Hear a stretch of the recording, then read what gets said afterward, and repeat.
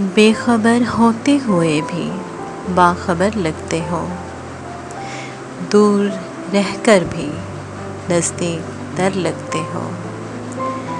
کیوں نہ آؤں میں سر سنور کر تمہارے سامنے، خوش ادا لگتے ہو، مجھ کو خوش نظر لگتے ہو۔ تم نے لمس سے معتبر سے وہ بخش دی روشنی، مجھ کو میری آرزوؤں کی سحر لگتے ہو تم۔